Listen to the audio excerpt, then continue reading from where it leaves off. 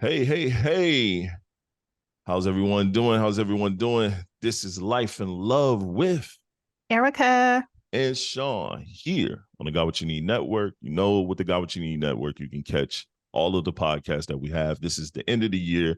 So this is our last pod for the year, but it's a special pod. And we wanted to make sure we have the end of the year pod be the special pod. Everybody knows the network we've been running at the end of the year. We shut down the whole network for maintenance and updating and things of that nature, podcast time shifting, adding new pod to the podcast to the network. We have at least 2 new pods that will be added in 2024, but we wanted to make sure that we lead off with this one. Erica, how are you doing? I am doing good. How are you? I'm doing great. I'm doing great. We have a special pod today. We have Irena. How are you doing? Hi, guys. I'm doing great. Thank All you. right. Thank you. This is Irena is a love mastering coaching. If you definitely look, you know us, we believe in life and love, and we believe that you can make love and life way too difficult. And this is someone that can help you with that process. Her website is lovedandfulfilled.com. And look, it's a lot of great information on there. I've checked out a few of the podcasts. I've checked out some blogs. I checked out quite a few things, and it was great seeing this. So how are you doing once again? I'm doing great. I'm grateful for the opportunity to be here with you guys today and hopefully spread some wisdom, give some guidance, and get people a little bit cheered up and believe in love, not give up. Right. Yes.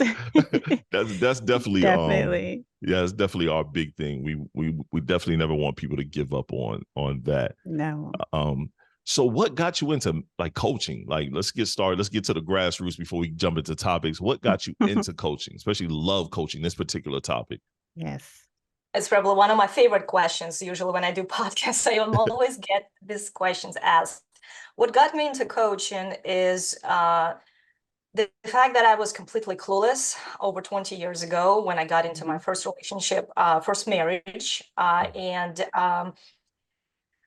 physiologically, I was an adult. Emotionally, mentally, I was not prepared to be in a relationship, in a healthy relationship. And it took me some time to truly understand that we need relationship skills. It's not something that just happens. We actually need the skills. And in the majority of cases, we do not truly develop a healthy relationship model from our parents.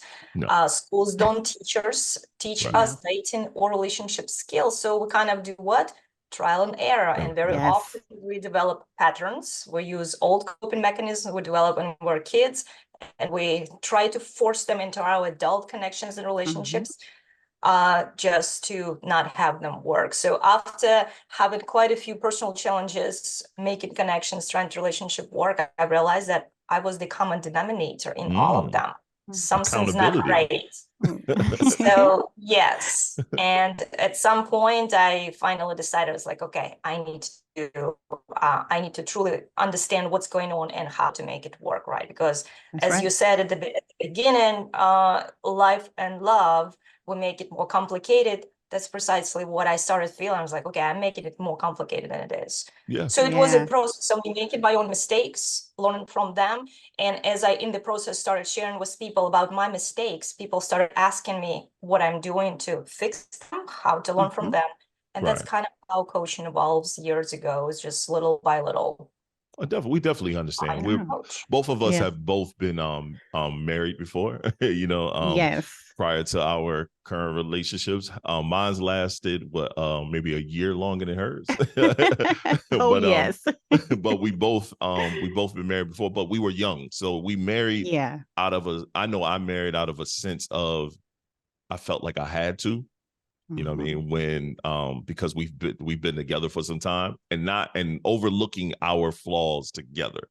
We had a lot of flaws together, and I did that same thing. I had that accountability moment where I had to look at myself and be like, could have did some things different. We knew we was compatible for one thing and one thing only, and that's not going to sustain a healthy environment or relationship. And then I met this young woman here, and she kind of changed my whole mind and perspective on things. And then, when we got together, it was like, okay, this is what it's supposed to be. You know, a healthy relationship is supposed to be communication, give, learn to give, learn to give and take, certain situations, but that's us, in a nutshell. Yeah. Yeah. And like he said, my relationship only lasted 3 months because I went through a domestic violence situation with mine. So that's why it didn't last that long. And I got married because, we were there, we were just doing stuff and felt like, oh, let's go ahead and get married, and I was just fresh out of high school, 21 years old, getting married. So, it wasn't something that was fully approved, like by family. They really didn't like it.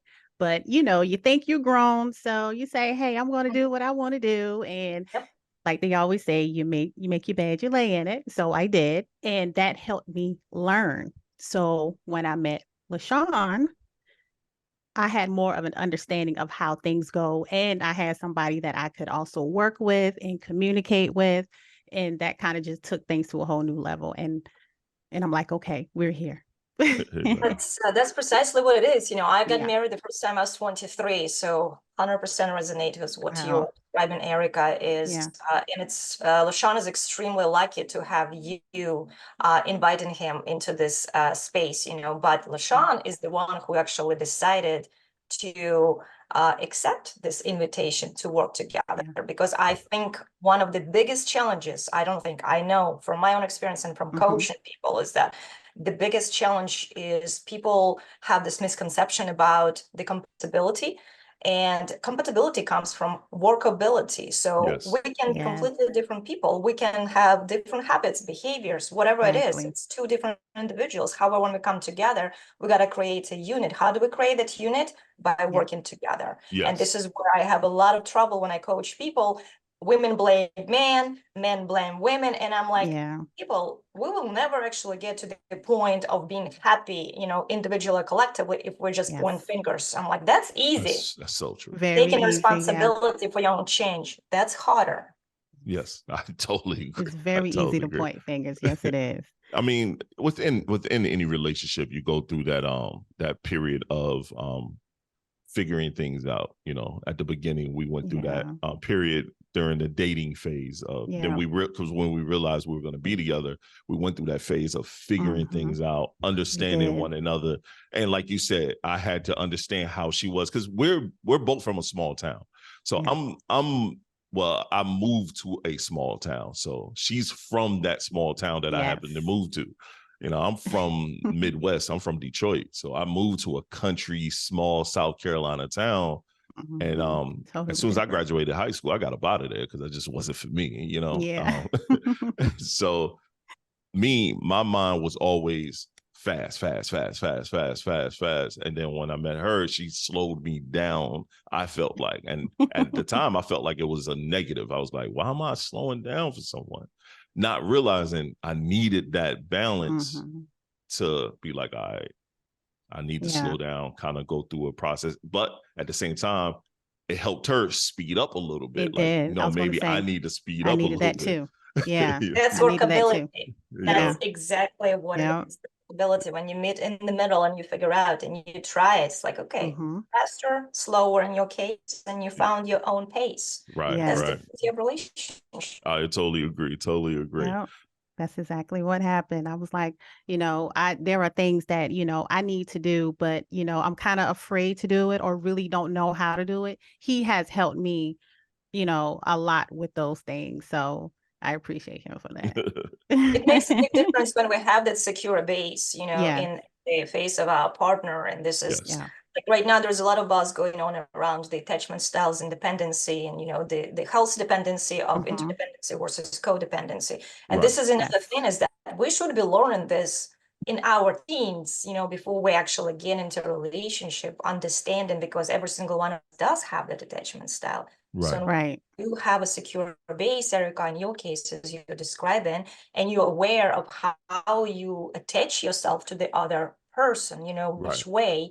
It makes all the difference. So you have Eric, who makes it easier for you to take on some scary things, It's much easier to do it when you do have support. And I'm sure for Eric in certain things, it's the same.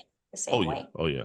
Yes. Yeah, that's the main thing. I think that's the main thing. Showing a level of support for one another, especially when we in places that you're not used to. Like I've been in entertainment since I was a teenager. So, podcasting and different forms of entertainment, different forms of business. I've been an entrepreneur for a very long time, and she wasn't used to that. So, she wasn't used to someone that got out there to do other than 9 to 5, trying to making money and stuff like that. So she was like, okay, this is different, and then kind of showing her like, hey, you have certain skills and abilities, like doing podcasting, like speaking.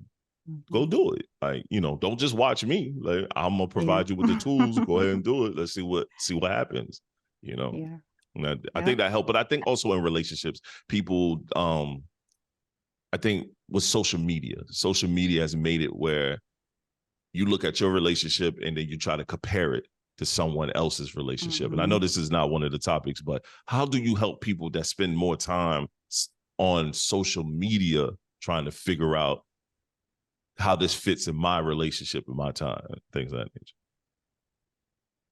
See, somebody's approach to social media or usage of social media is a symptom. It's not the problem in itself. Right.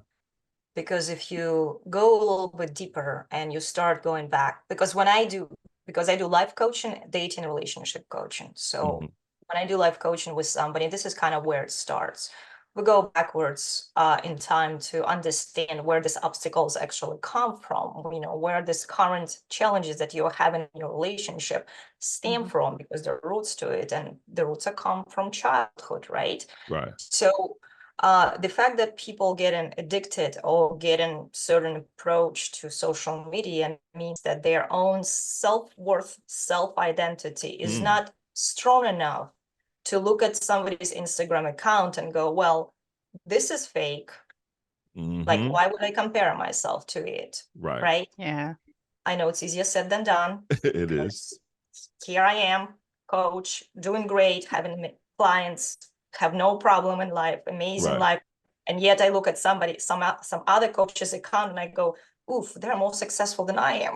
Right. So it is easier said than done. However, it does stem from how do we see ourselves, how healthy is our self-image, how disciplined we are in developing and maintaining and nurturing that self-image. And this is once again something that nobody teaches us unless you get a coach, a therapist, or somebody who's actually holding you accountable. There's nothing in school these days. Like, my daughter is 14.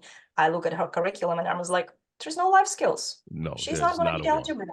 I might get in trouble for saying this on the air, no. I'm like, okay, that's great. Biology, algebra, yes. But how is she going to communicate when she goes out of school, right? So this is what I mean. So when people come to me and there's a lot of comparison, and trust me, most people do that comparison. A lot of it is essentially peeling the layers off on some unprocessed trauma and getting their healthy self-image to shine through, because we all hold and have the power within us to do it. But it is buried under many layers of societal stigmas, cultural backgrounds, emotional conditioning that we go through during childhood, our early life experiences, our friends, our parents, all that stuff.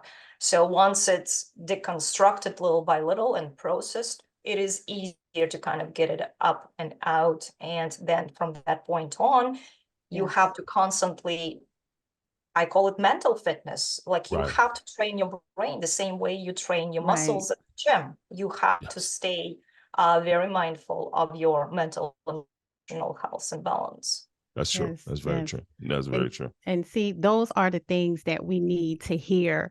Like you said, because we don't get that, like from our parents and things of that nature. So it's good to hear how you just broke that down for someone who is out there, seeking, like, how do I do this? So that was great. Thank you.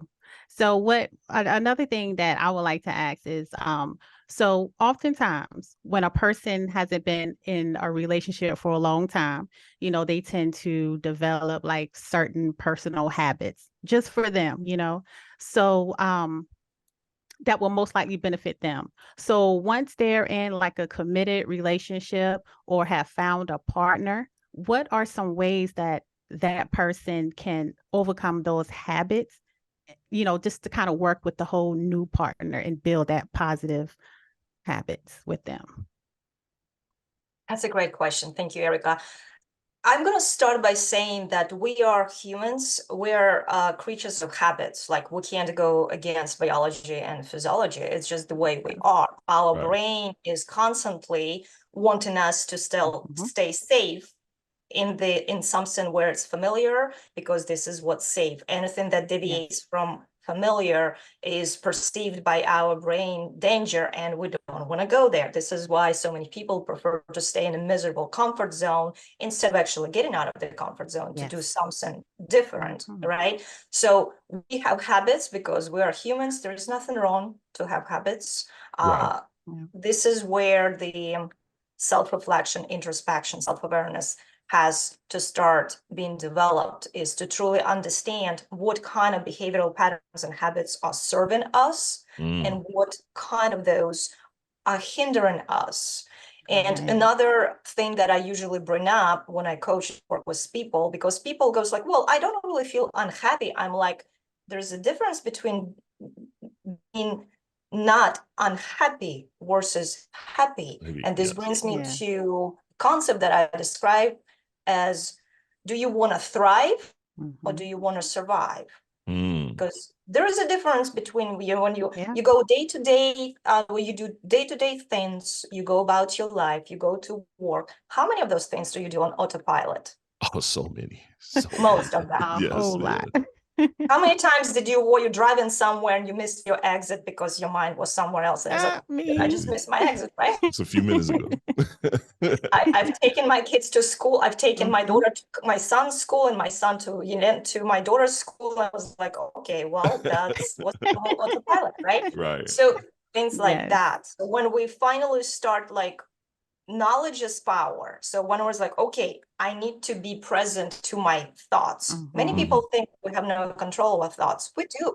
It's trainable. We can totally train that. Breaking down those thinking patterns is exercise number one that I give all my clients when they start coaching with me. And when they write them, you write literally a thought, and then you ask yourself, is this true or not? And then you replace it with either opposite, positive, or neutralizing thought. And when they write it down, they go, whoa, I did not realize I had this many negative, unhealthy thoughts in my mind, but they're all there, right? So when we have those habits, that's what makes us us. When we want to make a unit with somebody and build a life with somebody, we don't necessarily have to say, well, I have to kind of refuse all those habits and develop new ones. You have to be comfortable with communicating to your potential partner, your future partner, your current partner, is like, this is who I am and this is who you are. How do we support each other in essentially removing what is not serving our relationship and our life together and keeping what is serving us? Right? So it takes 21 days. There have been plenty of studies done to develop any new habit, and it comes from just destroying the old neural path, replacing it with the new neural path. When I coach people, I use the positive intelligence approach, where there's specific exercises how to do that. In simple terms, it's essentially getting out of your head and getting grounded into your physical body. The more times you do it, you actually develop fresh neural paths in your brain. And this is the foundation. This is the foundation where you learn to thrive instead of surviving. And then when you take this knowledge and discipline, that's where you discuss it, communicate with your partner, partner to be. This is where you make it happen together. And if the other person doesn't want to change anything for the sake of building something together, it's not your person. It's not at all. That's so hard, because as someone that's always in his head I'm always in my head. Yes. That is, you just described something that is hard. I mean, I guess it isn't that hard because I made the conscious decision to do different things when it comes to my wife, Erica, but that seems so hard to me as I'm sitting here thinking about it, like, man, just, and I pride myself on being a fairly grounded person, but man, that exercise seemed like a tough one. I know for me, that's going to be rough. So what do you do when you have stubborn men like myself that say those particular things? Because I'm a stubborn guy. My wife will tell you. I want to know this answer. Yes. Well, I'm stubborn too. It just, the thing is, like, do you want, like, 2 years from now, well, Shon, do you want to look back at where you are today and think, well, I should have changed something? Or do you want to look back and go, wow, it did take some work, but I feel amazing. I had this exhilarating experience of learning. My brain is sharp. I have control over my thoughts. I know the tools to self-regulate if I lose it, because we're all lose it. There's no such thing. This is actually the thing that I just had a coaching session today with one of my clients, and she goes, well, I got angry, then I got angry at myself for getting angry. And I was like, no, we all get angry. We all get disappointed. We're human beings, we're not robots. So the goal is not to feel something. The goal is catch it, observe it, acknowledge it without judging, discern it instead, and then use the tools that I coach, use the tools to regulate yourself, and then you operate from there. So this time, if you do the work, this time shortens significantly. Instead of marinating in your head over something for a very long time, you acknowledge it, and then you move on from it. It's the 3 steps that I teach. They observe, pause, and practice. You have the tools to fly. You have a pause to truly acknowledge what's feeling in your physical body, in your mind, as soon as you observe it. And this is extremely valuable, applicable essentially to any life situation. Okay. Let me ask you a question. What is your client base like? Is it more women than men, or is it fairly even? Or is it relationships, single people looking for love? It's more women. And I have a theory on that. Yeah, I would love to hear this. Women are more proactive and seeking help. Men, and I think a lot of it has to do with our societal stigma around it. Men in general they equate it essentially with weakness. Because men, what are they told? Men up. Be men. Boys don't cry. All that bullshit. Okay. Instead of allowing men to actually embrace the fact that they are just as emotional as women. We are consistent of emotions and feelings. Instead, they're told to have this, stoic facade because this is what's perceived as strength. And yet it's so wrong, because the vulnerabilities is what makes you a human being, somebody who you can connect to, somebody you can relate to, somebody who is real. This is like, men, when they come to me for coaching, the number one thing that every single one of them has trouble with is being emotionally available. They can't connect to women because they're closed off and they're afraid. They don't know how to connect.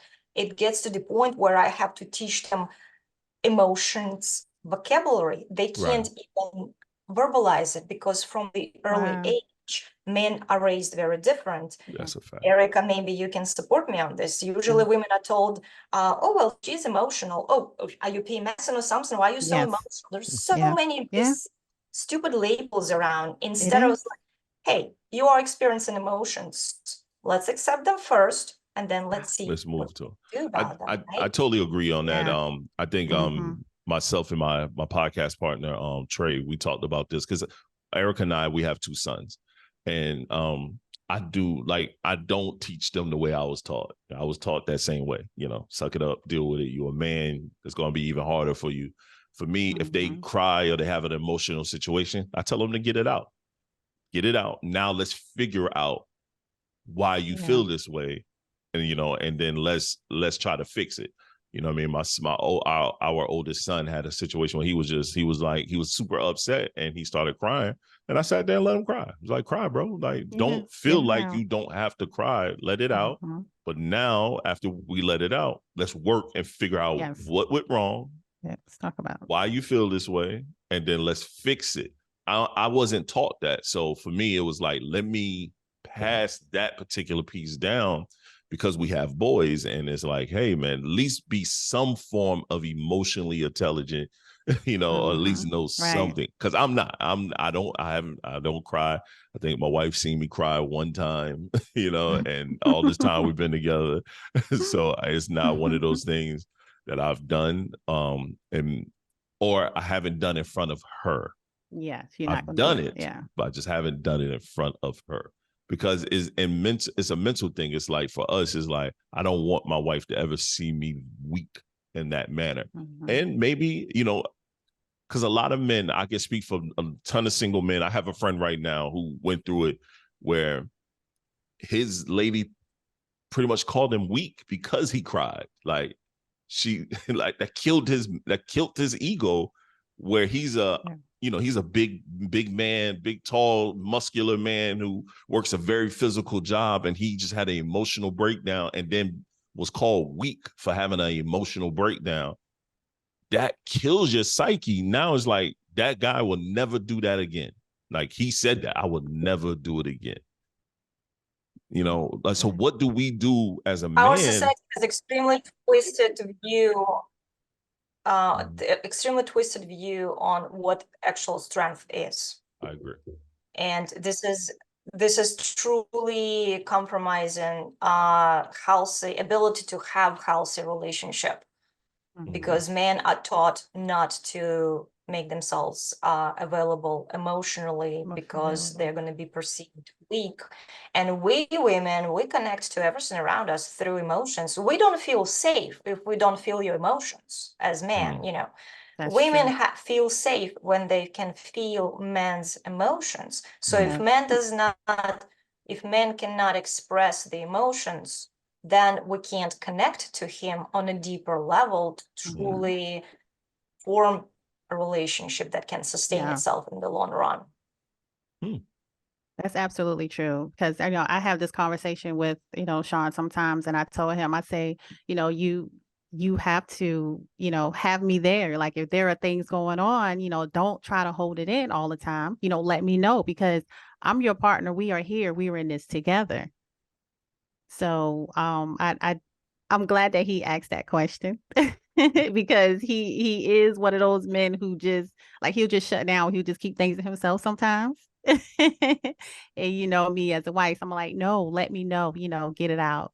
So thank you. Man, I'm very accountable for my shortcomings in certain aspects. He will acknowledge it. Yes. I acknowledge it. I mean, I might not work towards to fix it a lot of times, but I acknowledge it. You will acknowledge it. But even when it comes to what you do, and you have those women, are you letting them know to be accountable for their actions, to why they may not be in the dating, prospect or, case with it? Absolutely. Accountability is the key. I don't sugarcoat things. Like, you need to take responsibility for improving yourself. So, it's like they say once in a while, when I go on social media and I read the comments, I'm curious just how people, respond and express things when it comes to love and dating. And there are people that give advice. It's like, just be yourself, and your person will come around. Well, I think that's a bullshit advice. Me too. Because being yourself is one thing, just like we address the habits that we develop when we are single, right? So being yourself would entail that you're not going to change anything. Nobody's changing. Nobody's changing the fundamentals of you. Nobody's changing your core values. But being yourself, how about keep improving yourself? How about keep evolving? How about keep growing? Like, make sure that your goal is to always be learning, to always be thriving towards becoming a better version of yourself. Because if you just sit there and be yourself, well, you may meet somebody, but it quite often ends up being just a relationship band-aid and not really a relationship. And it just, you trying to fill some void inside of you and not be lonely, instead of actually trying to get healthy, thriving relationship. So no, don't be yourself. Be a constantly evolving, growing version of yourself. There's a difference. No, there is a stark difference. You are correct. I really feel that and understand that. Yes, you just can't sit back and just be yourself. You got to be open, be willing to, try different things, because at a certain point, all that stuff is going to get old. So you have to be open to do different things. Yeah. Okay. So let's ask this right here. So during the honeymoon phase of a marriage, we have lots of things that happen. We have to learn how to communicate with each other, listen, have understanding for our partners, and etc. So what advice would you give to those who are looking to marry, as well as those who are newly married? Oof. If you're already in marriage in the honeymoon phase and you're just learning to communicate, you've missed that train. So you got to start way, way, way, way earlier. Like, you got to start before you even get into a committed relationship. Well, in a dating phase, this is where communication style and communication actually should start. And this is where we have this huge confusion and misconception about the fact that love just happens, that we're just going to wait and then it just happens. No, you actually have to be proactive. You actually have to make it happen. How do you make it happen? By preparing yourself. So looping back around to that evolving, growing version of yourself. You got to change yourself. You got to prepare yourself for the relationship. Okay. And it's nothing shameful. It's actually, anybody who does this self-work should be proud of it. It's honorable, it's admirable when you go, you know what? I want to do my absolute best to prepare myself for my future partner, for partnership, to make sure that it's a thriving relationship from the first time, or second time, or third time, whatever it is. But you get it done, right? Why is it that, like, we don't go buy a car without license and get on the road driving? We have to go through theory first, and then we do driving license, the driving test. And as a teenager, you have a permit, right? So you only have to drive during the day. Like, there's certain steps you go through. And only when you pass all of this, you get the license, because when you're on the road driving a car, you impact other people's safety and yours, right? So how come we don't have that in a relationship? We influence other people. We impact everybody's emotional and mental safety around us. So if we don't prepare, we set ourselves for possible challenges. So honeymoon phase, the communication has to be figured out way before the honeymoon phase. However, when you do get into a relationship, at the beginning we have the butterflies and oxytocin kicking in, and all of those chemicals that make us feel like the rest of the world is just receding in the background. And we just feel like it's going to last. But, well, guess what?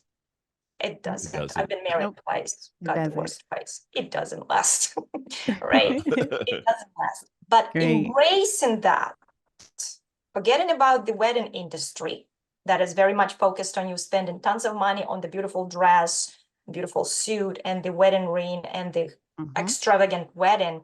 Yes. Focus on actually getting yourself ready for this marriage, right? Because this is embracing the fact that things will change, embracing the fact that you will change. You will not going to be the same person 5 years from now. I got married the first time I was 23. I'm 45 right now. If I were to get married again, I'm not the same person, right? And we change even within the 6 months or within 1 week. So the bottom line is that we need to embrace the fact that we are ever evolving beings. Okay, knowing that's how you address it. And I always joke around when I host social events here in my area, and I joke around and I say marriage should be kind of like a loan with the ability to renew. And you do like every few years, like you reevaluate Like it should be mandatory. Like you get together with a specialist, with a professional. It's like you still happy, you still happy. Like what can be fixed? What's not working? Let's see if we can. And if it's not working, guess what? Moving on. We have talked about this, right? Yep, that's what I was going to say. We have talked about this. This was a topic. We broke it down just like that. It should be a time frame. Then we reevaluate it with some professionals to see if we still feel that, you know, if everything is still able to, you know, am I able to still deal with some of the things that you do, and are you able to still deal with some of the things I do? Can we add to this? Can we take some things away? What can we do? Oh, we don't feel like it's gonna work. All right, shake your hand. It was fun. Yeah. It should be normalized. I think a very big challenge that we have is that it's not normalized. A love concept. There's a difference between love story and life story. Love is our chemicals, okay? It's when we feel like nothing else matters. Life is something you put effort into and you build together. So you got to decide for yourself. Do you want a life story? Or do you want a love story, right? Right. And it should be normalized that it is okay to check in. Like it should be, I've written on my blog at some point, the check relationship engine light, you know, like in the car, you're driving and it pops up. You're just like, oh shit, I gotta go check that out. So there should be like places where you go with your partner to check your relationship. And then you go from there. I like that. I like that. See, now, let me ask a question. You got something, Erica? No, I'm sorry. No, I was going to say these are the things that we talk about on the Life and Love podcast, and she is breaking it down specifically and great. So I like it. I like it. Oh yeah. So, quick question: why do you think people make life and love too hard? I think we do.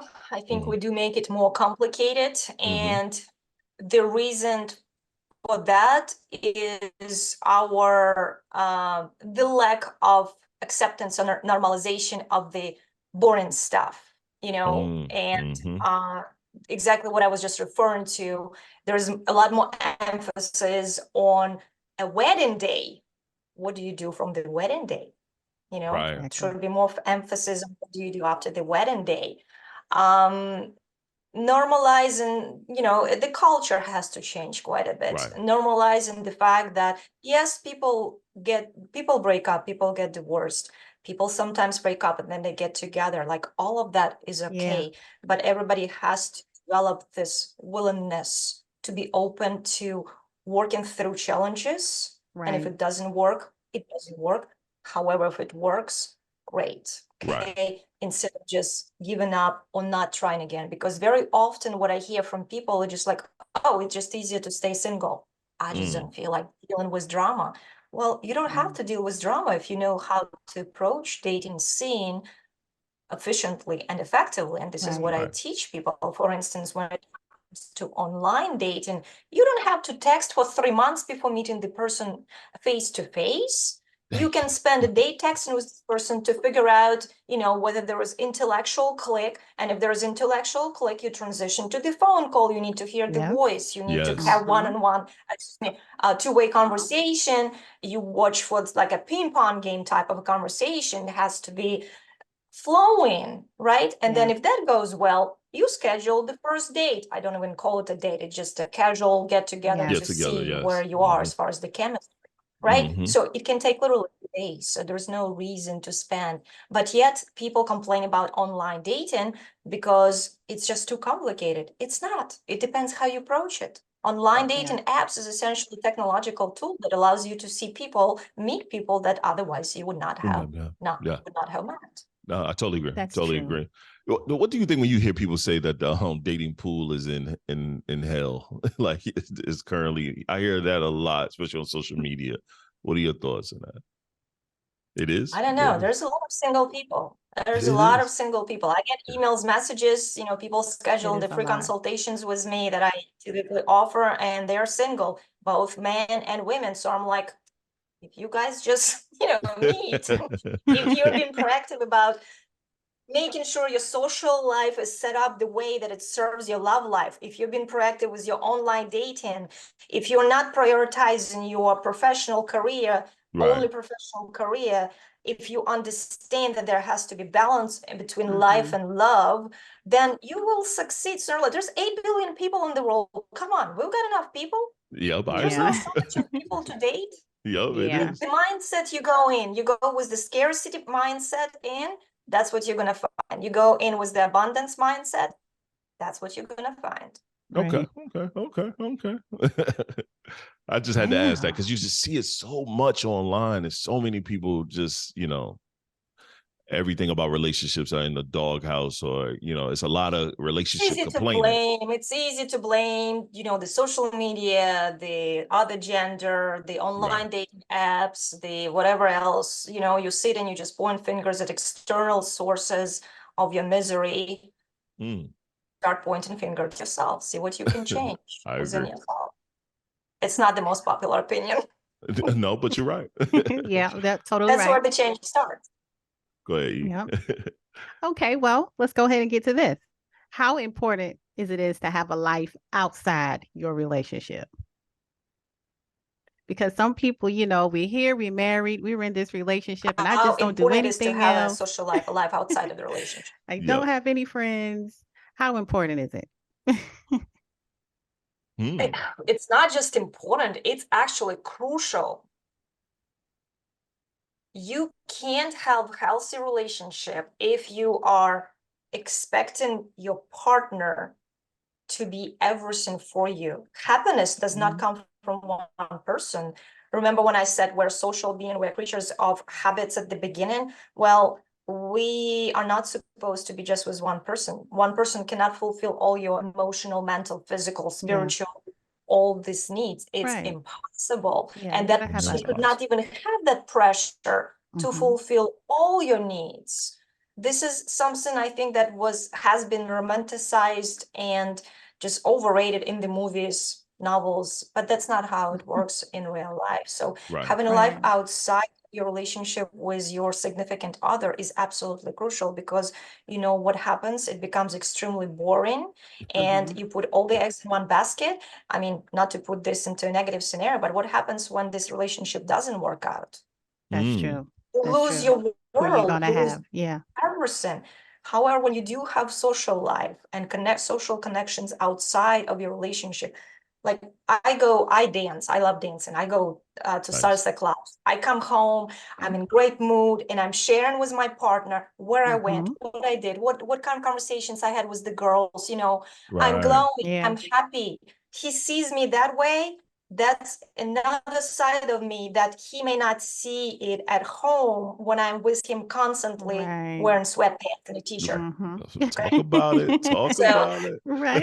It's so fulfilling too, as a man, to see your lady like just really, you know, I'm just thinking in that perspective, to see your lady just happy. She's glowing about something else that's not about you. And she's able, like for me, I love when Erica's able to just tell me something that she did that's outside of me, and to see the joy in her eyes about that. Like, man, this was so cool. I got to do, we did this, and I'm like, yeah, okay, all right, that's what's up. You know what I mean? It has to happen, because you know when we're the most attracted to our partner, when we know somebody else might be attracted to our partner.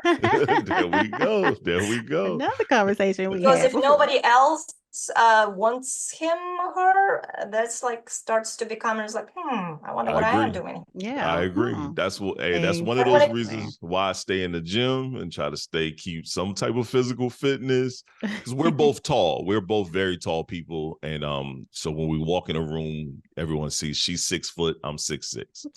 So we're tall people. So when we walk in a room, people like, oh, who are them? You know, and especially when we dressed up or something of that nature. So it's funny because when I see people look at my wife, I'm like, yeah, I like that.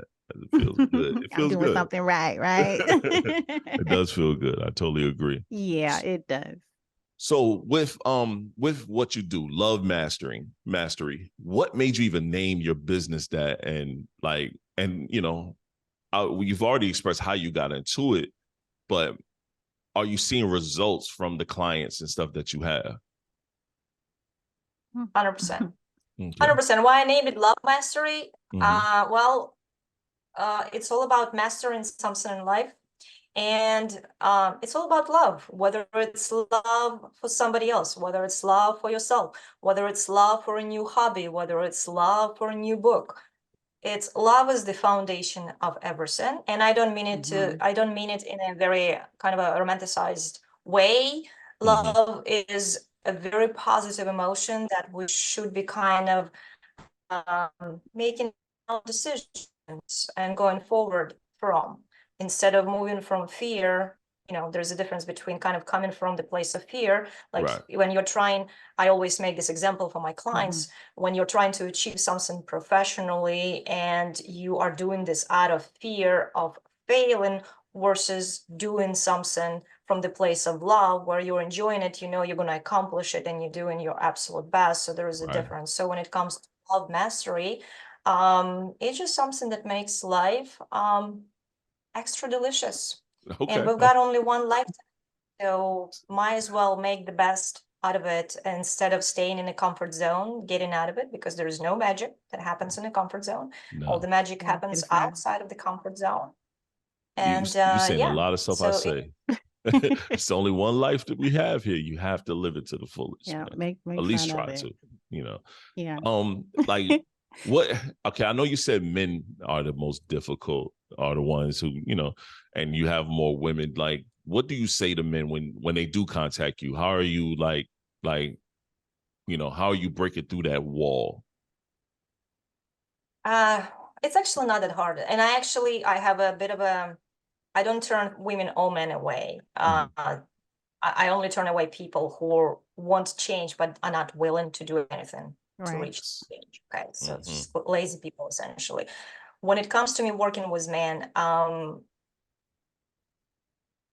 I understand. I tell them that I understand and I relate not personally, but I relate indirectly through the experience of my own father, who a few years ago tried to commit suicide. And he did not succeed. However, when I found out about that, I was shocked because that came as a complete surprise. And the reason he actually attempted that is because he was extremely lonely in the relationship with my mother, because she's emotionally very, very broken person. She never allows for any affection, any kindness. So he suffered quietly many years, and it got to the point where it was unbearable. So that quiet suffering is what I realized so many men go through. And now having a son and helping him to learn how to regulate his own emotions and be expressive in emotions, I can see that it is even more crucial for men than for women. I do not, you know, downplay the importance for women as well, but women are almost accepted more with our emotions. Men are not. So explaining this to them, you know, that it is okay, whatever they are feeling, it is totally okay. And the fact that they don't know how to be emotional beings because they literally don't know how to feel their feelings. They don't know how to talk about them. They know that. And there are steps to learn that. It's not super complicated, but I think my personal relation was the experience with my dad and having a son and working with other people, helping other people, whatever main line comes on. Relatability is the key. Yeah. Wow. Yeah. That's definitely a way to definitely understand. As a man, I definitely understand. It's probably one of the hardest things that, you know, even my friend group, we talk about that, you know, how it is to express ourselves. And they look at me a little bit. It's funny, I'm not the oldest in my friend group, but I am the one that everyone leans on for information because they, you know, they seem to think I have it together. And then I tell them my shortcomings as well. But when it comes to trying to be emotionally intelligent, that's the one thing I want to always have accountability for. Like, I always make sure, like, I express myself. Sometimes I probably, you know, overly express myself. Like, I let my wife know. But, you know, it took me some time, but we have to. Like, that's the only way you can understand how I feel. And then even our sons, our boys, they are not afraid to come and tell us things. And tell us how you are feeling. Even if we did something to you and you're like, I don't really like it. There's ways to come and express that to us, you Let's know. talk about it. Yeah. And they do. They'll pull us to the side. They'll definitely do it. Our youngest. You Yes. you broke the cycle. Yes, we had to. And that was something that we communicated. Generational approach before was very different. What I was going to say. Yeah. So now from this point on, your kids will have much healthier emotionally. Yes. Kids as well. And this is what has to happen. This is what I did. I just wrote the whole book about breaking the cycle. And wow. Yes. Because I came out from Eastern European. Yes. Oh, no. Let's talk about that Breaking the Cycle book then. I must have overlooked that. Yeah. It just came out just a week ago on Amazon. Oh, nice. It's called From Brokenness to Wholesomeness in One Lifetime. And the book is my own personal transformational journey and many other stories of people that I interviewed for the book. But it comes along with actually practical steps. It comes with a workbook for people to start self-reflection. For people that may not know where to start, how to create a change in their lives. So there are self-reflection questions, there are actionable steps, there are suggested videos and suggested ways to really go about it. And I'm very proud of that work because I wish I had that years ago when I was doing my own healing. I was very stubborn. I wanted to do it on my own. And I should have asked for help much faster. So now knowing what I know, my goal is to provide guidance to people so they know where to start. You got to start somewhere. Okay. I like that. That's funny. I while we talking, I found the book. So so I have it right here. All right. Right here on Amazon. Yep. I'll definitely put that in the description. And I'm gonna pick that up. That's great. That's great information. I love books with tools that give you things, that provide you things to do, that provide you with, something. And I love that. Like, I think more people should, do books with tools and different things, especially, something to write in, something to, videos to check out. Like that is phenomenal. Exactly. That is phenomenal. That was great. I like that. I'm sorry I just always I keep the computer up because I always want to make sure I'm researching as we discuss, because I might pull up something that I didn't expect. Because I know I looked at the ebook that you currently have on your website, the 4 effective ways to overcome fear of rejection. Who you think have the biggest issues with rejection, men or women? Men. Yeah. The book is that ebook is written for men because it's a tough one. It's a tough one to really reprogram it. Because and it's got a lot of, and it's also, I may get some backlash from here. It's also women's fault. So I teach women to reject kindly. There's no reason to reject it in the way that a man will go home thinking there's something wrong with him. Right. Okay. This is why, like, when I do my events, whether it's when I host social or dating events, I always tell people, it's like, listen, we're in it together. Women need men. Right. Men, women. Don't go to opposing camps at each other, because you will never find that sense of belonging and sense of togetherness. You want the relationship with somebody else. You need to accept, the concept that that person might be different. So when it comes to rejection, I think what I want to say is that many guys are mistakenly thinking that confidence is something they are born with. It's not true. Confidence comes from your competence. Competence comes from you practicing a skill. Just like when you're looking for work, you're looking for a job, you prepare for the interview, you do certain steps to ensure that you have a chance at getting this job, right? I agree. You practice whatever you're going to say, you maybe hone certain skills. It's the same in dating. You acquire confidence by becoming more competent, by developing a skill. So but it's very rare when somebody is born with just natural charisma and just the women just fall all over him. But even then, does it guarantee healthy relationship? No. No, not at all. No, Right. not at all. I think that's one of the things, as a young man coming up, you have to kind of figure out. I don't know how you figure it out.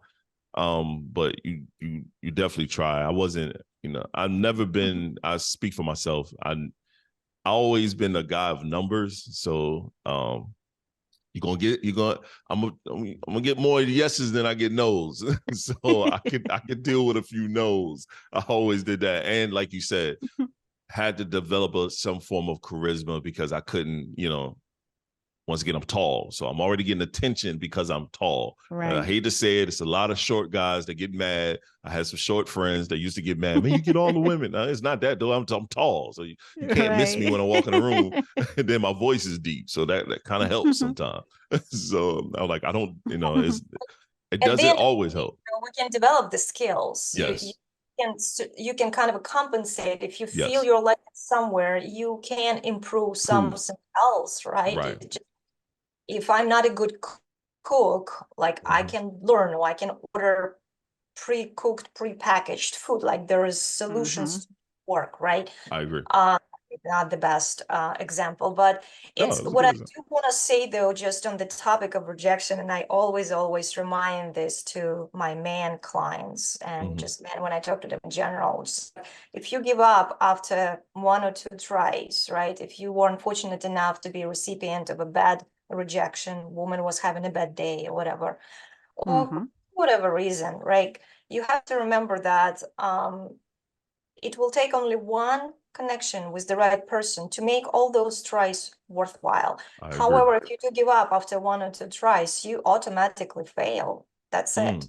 Yes. If you keep on trying, you automatically put yourself in a position at having 50 chance. So which one do you want to choose? Right. That is very true. Yeah, that is very, very true. Look, that was one of the things that attracted me to Shon is because he was tall. That was the first thing that I saw. Oh, tall guy. Because I don't like short men because I'm tall. I don't want nobody shorter than me. So he was tall. And so when I talked to him on the phone, it just took me away with the voice, so it was there from there. So, those attributes. Yeah, I love those attributes. You did a good job. I did a good job. But it's funny. I think with relationships, because we have friends that they come to us. They once again, they look at our relationship and I don't like when people say you guys are our favorite couple. That's not one of my things I like. I don't like people to say that because I always say you never know what's going on within someone's home. But I always say it's a balance. There's a duality to it. You got to have a balance within your relationship. Like just one of our biggest thing is communication and keeping others out of our stuff. Like that's the one thing. We keep everything within home as long as it's not abuse. Any verbal, any physical abuse, you take that outside. You tell someone. That's the one thing. I say it all the time. It doesn't matter. That's the one thing that we don't hold in. Yeah. Granted, there's no physical emotional abuse, but that's just always a caveat. I make sure she's comfortable with and understanding. But for us, it's like, hey, if we have an issue, say it. Let's not hold it. Yeah, let's talk about it. Like if I did something wrong, please tell me I did something wrong. Yeah. And then let me acknowledge it. And then let me see if I can rectify the situation or or do I don't acknowledge it and be like, I ain't do nothing wrong. You know what I mean? Because sometimes you have those hills you stand on in couples. So do you do just only single people or people who in relationships, full-fledged relationships, trying to stay together? Because I sound more like counseling more than anything. Are you considered a counselor, or are you just like? No, I'm a counselor. Not a therapist. I'm a coach. Okay. Majority of people that come to me, they are single, and usually there's some self-work that starts and with ultimate goal in knowing how to find a partner, how to form a healthy relationship.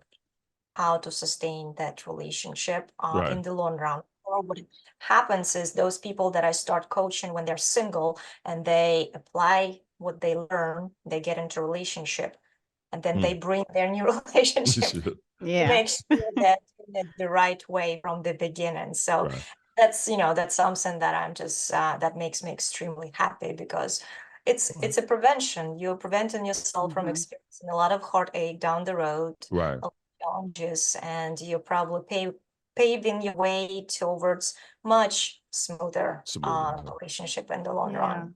So question, you said you do events. So do you do like dating events or just communication tool-based events? What are your events like? Well, so I do these social events for both singles and non-singles, and I am not a fan of small talk. I'm a big fan of deep conversations. Nice. So what I do, I set people up in groups at the tables. They typically don't know each other, but I have this little envelopes with questions in each envelope, and there are questions that probably they have not really answered before, unless they're like my and they keep coming to my events. So it essentially breaks the ice. It allows people to start a conversation without really sweating anything small, and it helps them to open up. So it's a social event that is tailored towards deeper connection based on deeper conversations.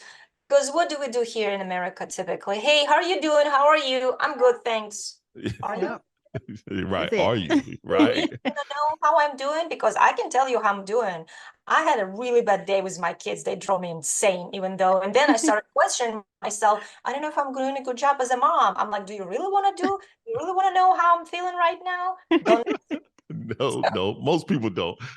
Yeah.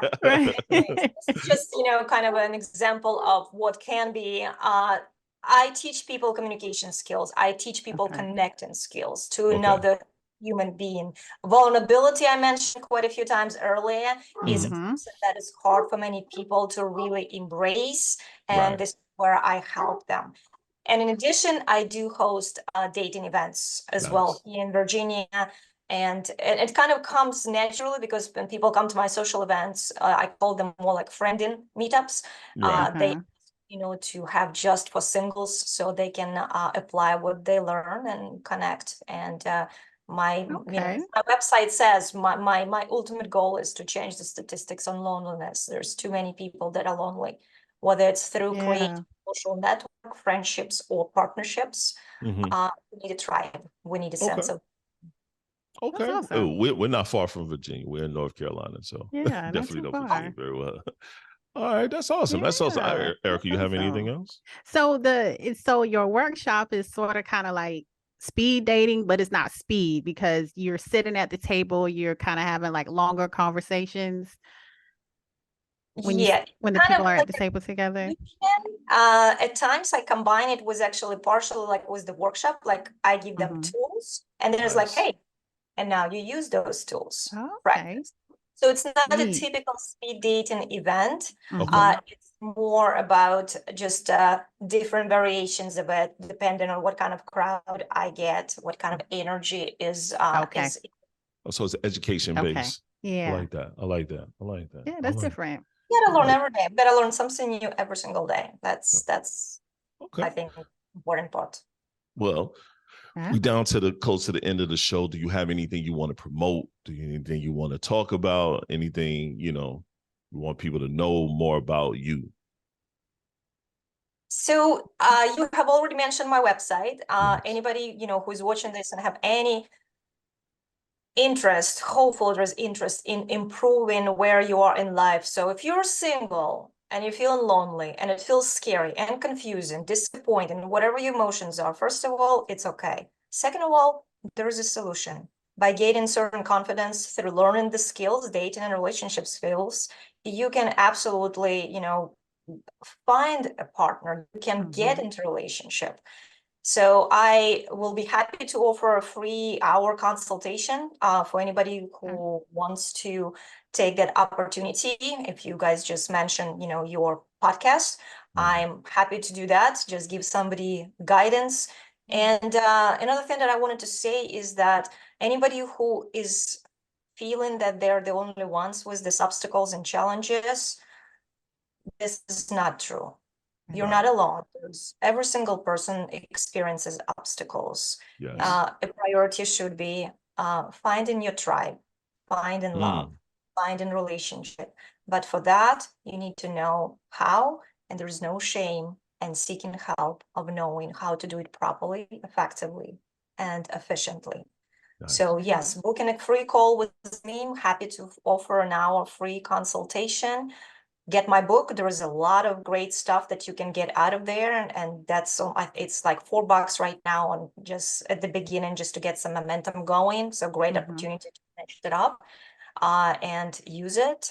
Say the book again so everybody can know. Say the name of the book again. It's from brokenness to wholesomeness in one quick lifetime. In one quick lifetime essentially implies that it's a life learning experience. Yes. All right. I love that. I love that. Yeah. I love that. Erica, anything you want to add? Anything you want to add? First of all, I just want to say thank you for coming on the podcast. We really enjoyed it. I really enjoyed it because I loved hearing your thoughts on those certain situations, which is some stuff that we've already been thinking about, but you kind of, took it to a whole new level. And, we have a lot of people that listen to us in many different areas. And I know it will be good for them as well. Yes. So just thank you. Oh, yes. Yeah, all the information I'm sorry, go ahead. No, I was just saying thank you for the opportunity, guys. This is great. Yeah. We're going to provide all your information in the description. I promise you, people probably will definitely be contacting you. We have a pretty large fan base, followership. We don't have fans. We have people that follow and enjoy us. And because our audio is a lot stronger than our current YouTube, we finally started putting stuff into YouTube because we have our own Roku channel. So that's where a majority of our content goes to, video-based content. But our YouTube, we're starting to grow it. But our audio group is strong. So people are definitely going to be checking it out. We'll put everything in the description. I have the book here. I have it on my Kindle, but I'm by the paperback. Because I like that. Definitely. We definitely go buy the paperback. Definitely. Once again, this is Life and Love with Erica and Shon, and we would like to thank Irene of Love Mastery Coaching. Thank you once again. We appreciate you so much. Everyone, have a nice day. Thank you. All right. Thank you. Oh, what?